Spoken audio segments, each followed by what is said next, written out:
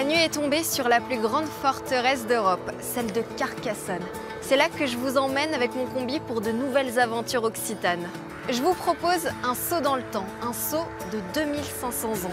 Vous verrez la forteresse comme vous ne l'avez encore jamais vue, à travers une discipline sportive qui n'est pas sans risque, mais aussi à travers les yeux des citadins qui vivent encore entre les remparts. Et ils ne sont plus beaucoup, ils ne sont plus qu'une cinquantaine. Mais avant, venez avec moi pour une visite nocturne extraordinaire. Je vous emmène à la découverte de l'histoire sombre et méconnue de la cité médiévale.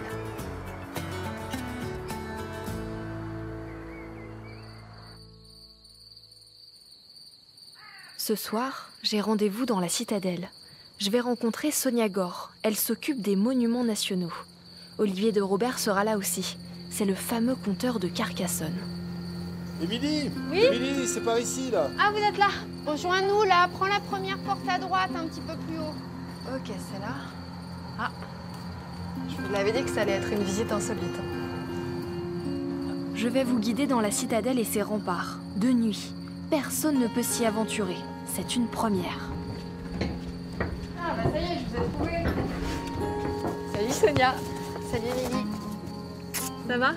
Oui, toi? Bonsoir. Salut Olivier. Bon alors j'ai de la chance d'être ici, parce que d'habitude on ne visite jamais la cité médiévale de nuit. Jamais. Ah, c'est vrai, et ça risque d'être assez particulier quand même.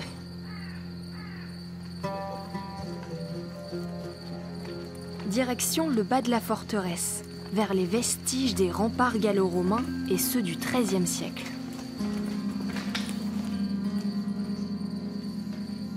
Là on se trouve dans les lices. Oui. Et c'est ce qui se trouve entre les deux remparts? C'est ça. C'est-à-dire cette zone un peu, ce no man's land qu'on va avoir entre deux lignes de défense. Et c'est extrêmement bien entretenu, ça a été rénové? Ouais, ça a été restauré au 19e siècle par Eugène Viollet-le-Duc. La caractéristique, c'est que sur les remparts de la cité de Carcassonne, il va poser des toits pointus, des toits en ardoise, imagine, dans la région de la Tuile, où les toits sont plats, ça crée un scandale. Est-ce que tu as des photos Oui. pour qu'on se rende compte? Tu en as? Oui. Sur toi? Tu veux les voir? Oui. Ouais. La cité aurait bien pu disparaître si jamais il n'y avait pas eu cette restauration. Ouais. Elle avait été vendue pour pire à des entrepreneurs. Elle a été vouée à la démolition. Donc là, c'est aujourd'hui et avant. C'est impressionnant de voir ça comme ça. C'était l'habitat populaire qu'on avait Ouais. ici dans les lices. T'as d'autres images? La porte d'Aude, où nous étions tout à l'heure. On a marché ici, tu vois. Ah oui, on a marché sur les remparts. Ah mais quand même, c'est bien détruit devant. 3 kilomètres de remparts et 52 tours. C'est ce qui a fait la renommée de la cité fortifiée. Il me faut plusieurs minutes de marche pour atteindre la tour de l'évêque. Les hérétiques y étaient enfermés et torturés. T'es prête à faire un bond dans le passé? J'attends que ça. Elle peut prenante de cette salle. Et voilà, la tour de l'évêque. Et qu'est-ce que c'est ici alors? Ah là, on peut supposer qu'on est dans la salle d'interrogatoire. C'est le grand moment du catharisme. Cette déviance de la religion chrétienne qui s'est développée un peu partout en Europe, mais essentiellement ici dans le milieu de la France, et pour laquelle le pape et le roi de France essayent de mettre bon ordre. Et donc on crée un tribunal spécifique pour ça, qui est le tribunal d'Inquisition. Tu vois là, Émilie, on voit un personnage qui semble avoir les mains attachées dans le dos. Et puis là, un autre, on voit son bras et un étendard ici qui flotterait. Et pourquoi est-ce qu'elle faisait ça? Pour laisser leurs traces ici, certainement. Pour qu'on ne les oublie pas. Peut-être qu'ils y sont restés. Quelques jours, quelques mois, quelques années.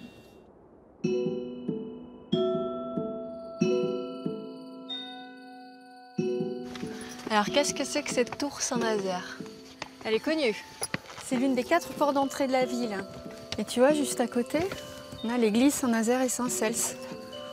Ouais, c'est magnifique.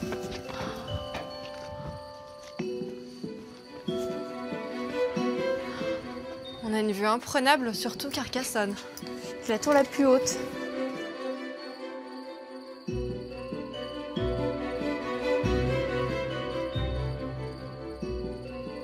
Alors j'ai lu qu'au début, il y avait plutôt les populations riches et aisées qui étaient installées dans la cité et les paysans ou les populations pauvres qui étaient dans la ville basse. C'est vrai?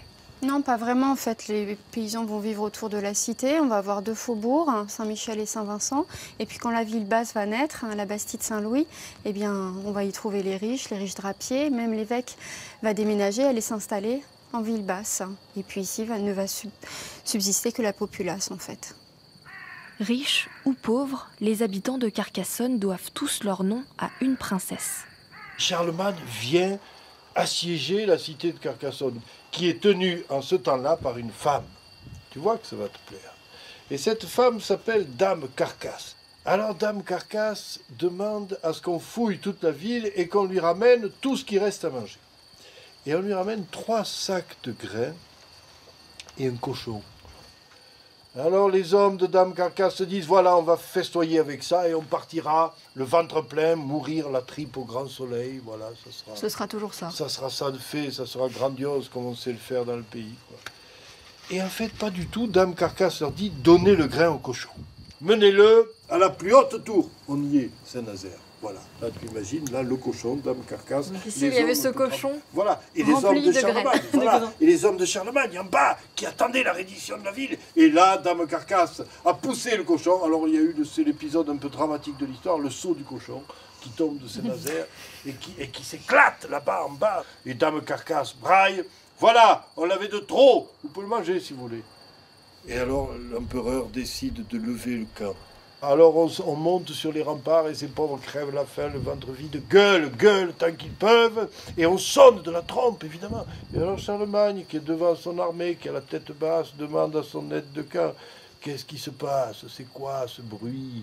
Et son aide de camp lui donne cette réponse devenue célèbre, c'est Carcasse qui sonne, Majesté, Carcasse sonne, Carcasse sonne.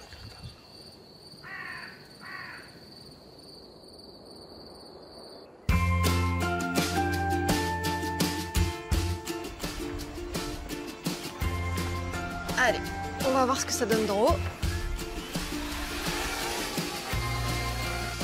La nuit a été courte.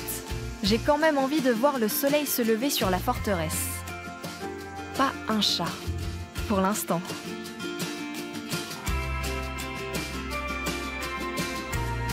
Dans peu de temps, les Yamakasi vont investir les lieux. Ils pratiquent le parcours, l'art de se déplacer en franchissant les obstacles.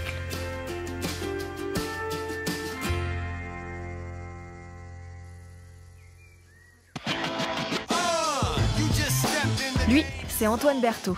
Et ici, c'est son terrain de jeu.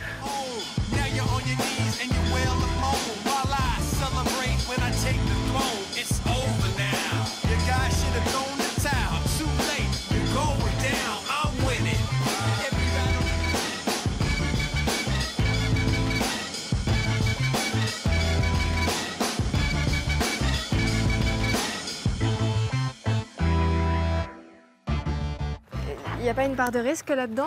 Ah si, évidemment, il y a une part de risque. Mais en fait, le risque, il est contrôlé. Au début, je ne commençais pas à faire des gros sauts comme ça. Je m'entraînais à juste sauter une petite barrière.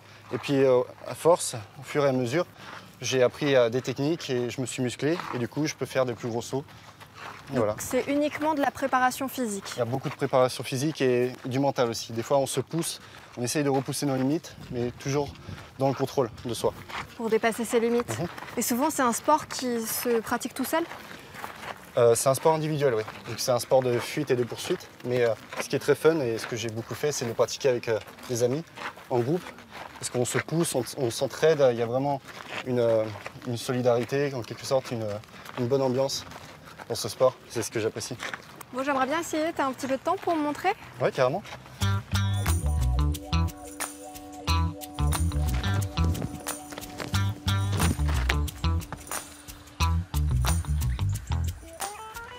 Est-ce que tu as le vertige? Ça dépend. Pourquoi? Mais tu peux apprendre à appréhender ce vertige et contrôler ton mental.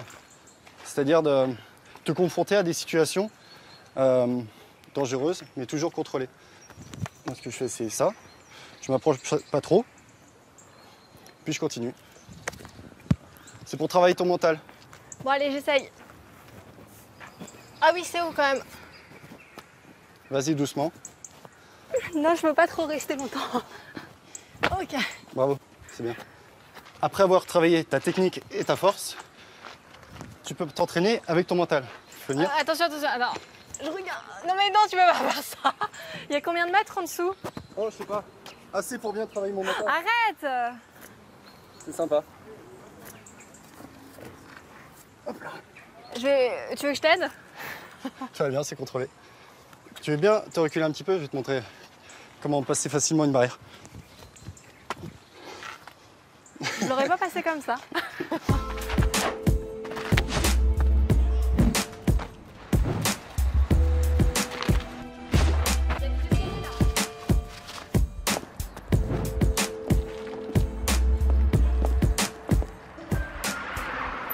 D'ici, on a une vue magnifique de la cité médiévale. Complètement. On dirait un décor sorti du Moyen-Âge. C'est dingue. Je vais aller la voir d'un peu plus haut. Mais tu peux pas rester en place une seconde. Fais attention. C'est encore plus beau d'ici. Je vais pas te suivre.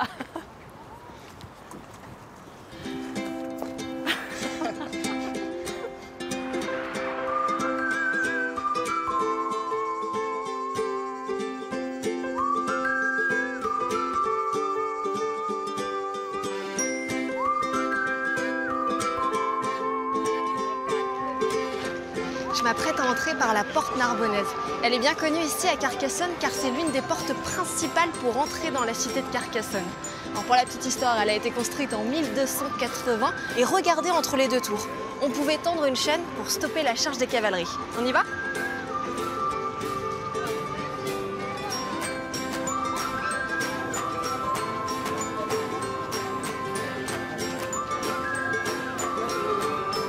Comme vous le voyez, il y a beaucoup de monde autour de moi. Carcassonne attire près de 4 millions de visiteurs chaque année, ce qui en fait le deuxième site le plus touristique de France, juste derrière le Mont-Saint-Michel.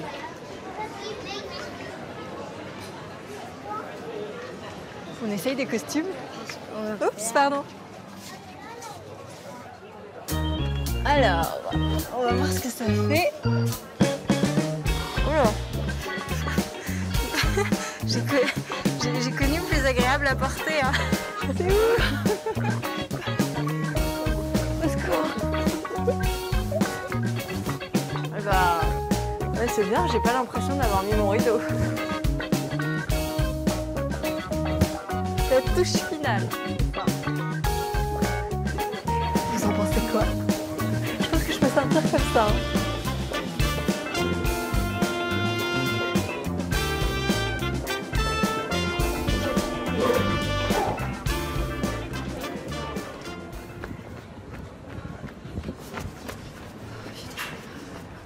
Là, je suis très en retard. J'ai rendez-vous avec Sébastien, il est chef cuisinier dans la cité de Carcassonne et il va m'apprendre à faire un cassoulet comme le faisaient nos grands-mères.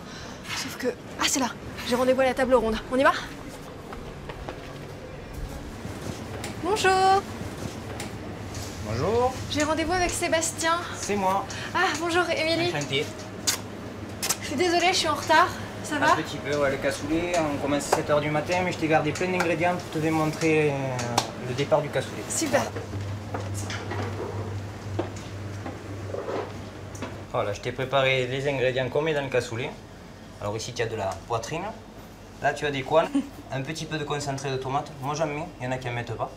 Poivre, sel, des clous de girofle, du laurier, un petit peu d'herbe de Provence, de l'ail, important, un petit peu de carotte et de l'oignon.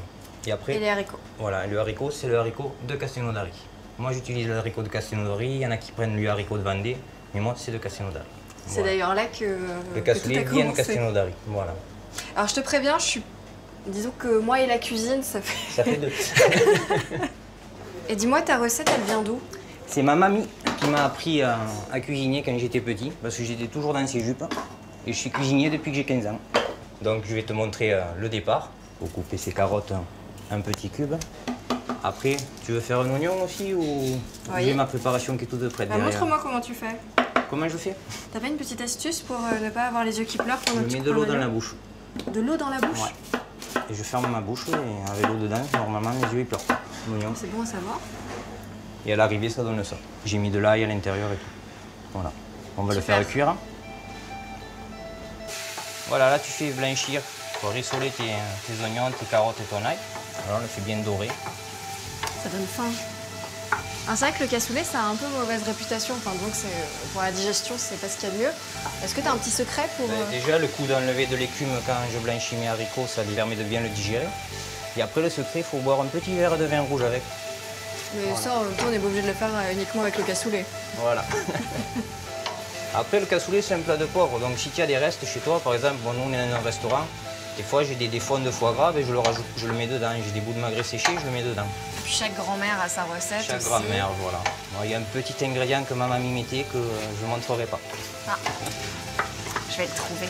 Voilà, on fait vite, hein. Normalement, c'est beaucoup plus long, la quantité est beaucoup plus importante. Parce que si tu veux, je te montre mon appareil. Ça s'appelle un steam. En fait, c'est une grosse cocotte minute. Voilà, et là, j'ai mon cassoulet qui est prêt, tu vois. Et ça, c'est. Sent bon. On a été obligé de se moderniser parce que je vends presque 200 cassoulets par jour. Donc ça fait 30... Ah oui, ça en fait. Voilà, 35 000 par an. 35 000 cassoulet par an. Après, mon secret là, que je vais donner, que je ne donne pas en principe, c'est que je fais confire ma saucisse. Voilà. Je garde toutes mes graisses de canard et je mets C'est ta mamie qui faisait ça? Voilà, c'est le c'est petit, ça qui donne un petit goût plus. si particulier à ton cassoulet. Voilà, c'est le petit plus. En tout cas, ça sent très bon. Ça me donne déjà l'eau à la bouche. Voilà, après, il suffit de laisser mijoter. Et après, il y a le moulage. Ça, c'est l'étape cruciale. Tu veux essayer d'un moulin? Oui. Donc je Voilà. vais bien au fond. Bien au fond.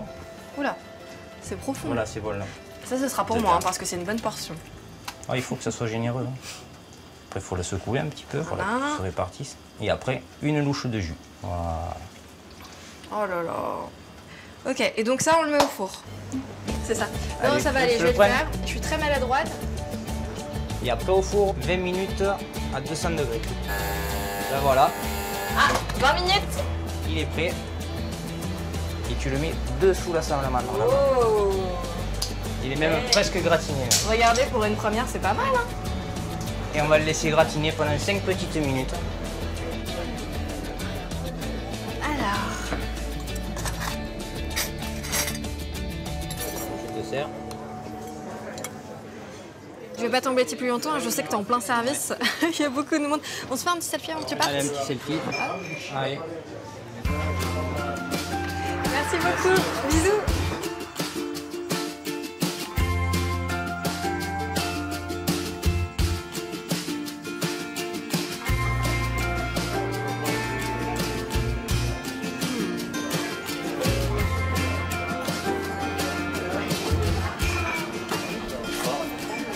Alors, il est beau ce cassoulet?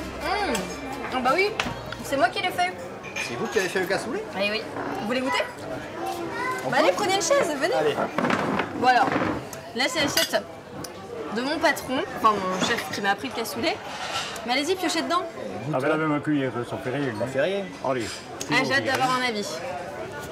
Eh bien, je te félicite, franchement. C'est vrai, vous aimez bien? Ah, ouais. Dis-lui.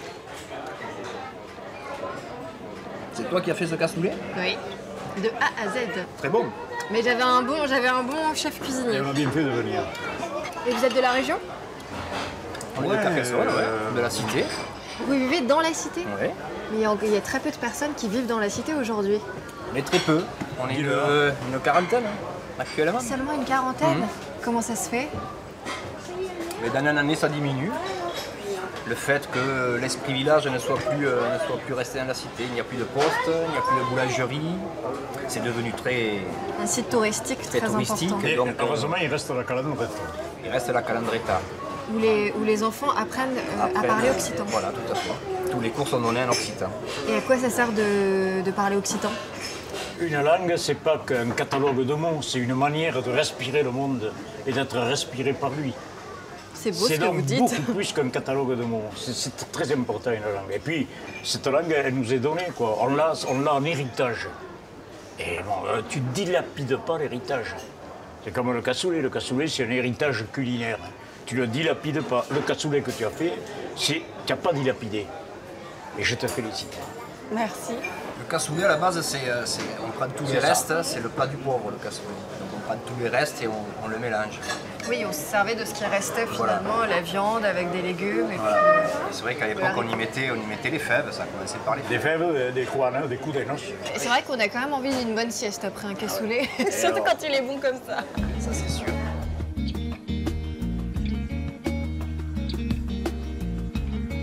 Je suis épuisée.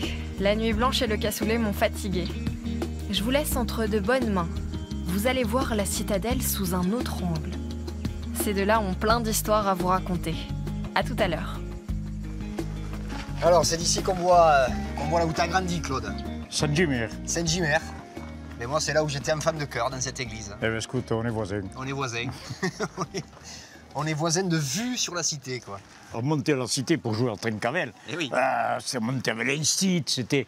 Mais aussi, on montait pour des choses qui nous faisaient beaucoup rire. On se mettait là, par exemple, hop, il y avait le chemin en dessous, là. Ouais. Alors, on montait avec nous des œufs passés d'âge, hein, des tomates un peu dégoulinantes, hein, des espadrilles pure corde, mais très usagées. Et hop, on était les défenseurs de la cité et on balançait des projectiles sur des pauvres gens qui se promenaient et qui, pour nous, prenaient d'assaut la cité. Eh oui. Alors, ça nous faisait beaucoup rire. C'est marrant, Claude, parce Voilà. on faisait les mêmes conneries, en fait. Nous aussi, c'est- on a jeté des C'est œufs. le monument qui prédispose C'est à vrai, ça. c'est vrai. Eh bien, Bon, ben, je comprends, Claude. Sébastien, Léo. On reste avec Sébastien, qui est passionné par la citadelle. Il connaît toutes les petites anecdotes qui ont fait l'histoire de cette forteresse. Donc là, on arrive dans une petite ruelle, la rue du Four Saint-Louis. Et c'est ici, pour le film de Cornio, que Bourvil et Louis de Funès se font poursuivre par la bande de brigands italiens. Voilà, et nous arrivons à la porte, la fameuse porte où Bourvil et de Funès rentrent quand ils étaient poursuivis par la bande italienne. Et on voit encore les traces de l'applique du tournage de Monsieur Houry.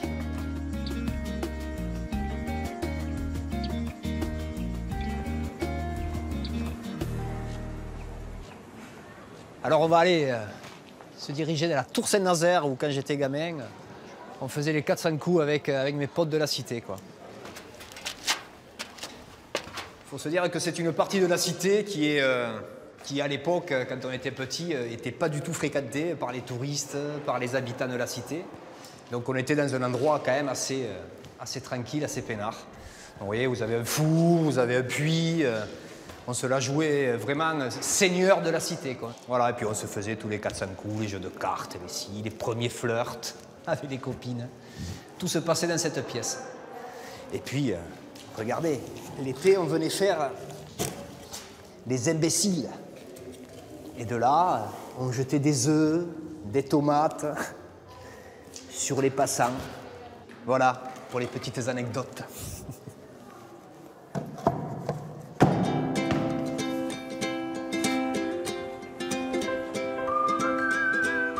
Alors ma chère Émilie, j'espère que tu auras apprécié ta petite visite dans la cité de Carcassonne. En tout cas, moi j'ai été ravi de vous accompagner dans les murailles et puis vous dire qu'elle est classée à l'UNESCO, notre belle cité, parce qu'il y a encore des habitants à l'intérieur. Voilà, alors nous sommes plus que 44 maintenant, ça diminue, mais on a espoir et puis sachez que j'ai aucune intention de quitter la cité et je vais y rester le plus longtemps possible.